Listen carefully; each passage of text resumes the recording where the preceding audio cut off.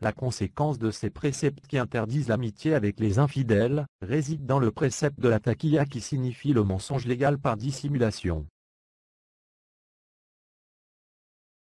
La prescription de la taqiyya se trouve dans le Coran au verset 28 de la sourate 3. Que les croyants ne prennent pas pour amis, ou alliés, des infidèles, au lieu des croyants. Quiconque le fait contredit la religion d'Allah, à moins que vous ne cherchiez à vous protéger d'eux en utilisant la dissimulation, c'est-à-dire la taqiyya. Allah vous met en garde à l'égard de lui-même. Il y a une unanimité chez les exégètes musulmans comme Ibn Kathir, Tabari ou Al-Qurtubi qui expliquent ainsi la signification de ce verset: celui qui prend comme amis les infidèles, sera rejeté par Allah.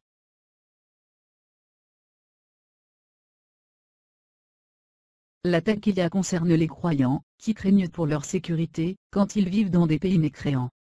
Dans ce cas, ces croyants sont autorisés à utiliser la taqiyya, c'est-à-dire la dissimulation ou mensonge légal, en montrant l'amitié aux mécréants par la langue, mais jamais par le cœur.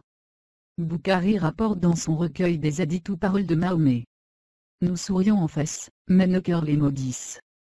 Il précise également: la taqiyya est autorisée jusqu'au jour du jugement dernier.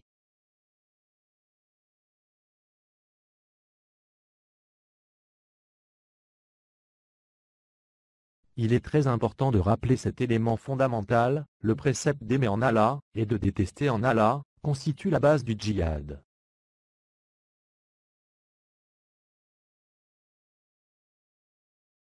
À titre d'exemple, on peut citer ce commandement de combattre les gens au seul motif de leur foi.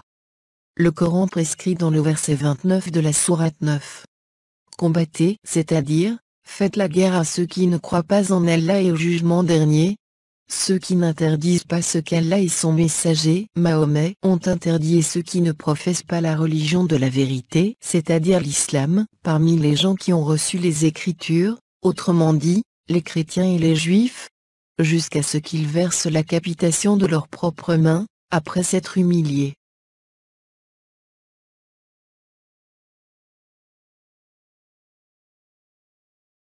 On peut citer ce verset qui prescrit le combat jusqu'au triomphe de l'islam.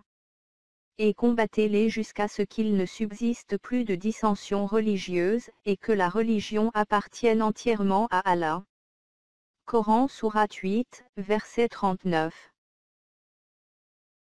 On peut citer ces autres versets, parmi tant d'autres. Ce n'est pas vous qui les avez tués, mais c'est Allah qui les a tués. Coran sourate 8, verset 17. C'est Allah qui a envoyé son messager Mahomet avec la bonne direction et l'islam, la religion de la vérité, afin qu'elle triomphe sur toutes les autres religions. Coran sourate 5, verset 33.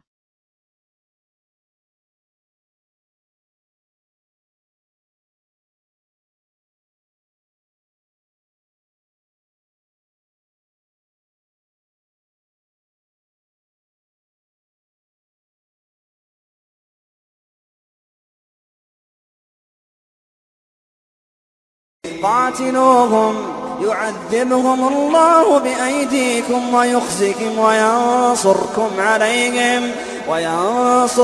عليهم ويشفي صدور قوم مؤمنين. قل إن كان آباؤكم وأبناؤكم وإخوانكم وأزواجكم وعشيرتكم وأموال اقترفتموها وتجارة تخشون كسادها ومساكن ترضونها أحب إليكم من الله ورسوله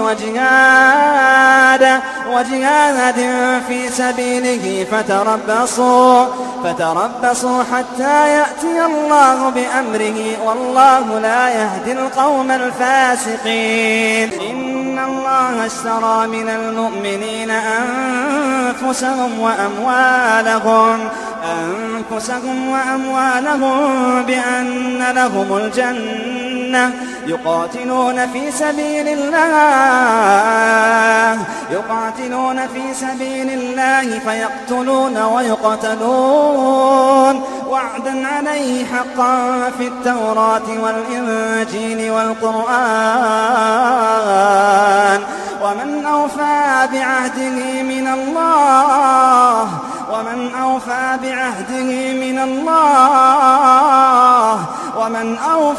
بعهده من الله فاستبشروا ببيعكم الذي بايعتم به وذلك هو الفوز العظيم.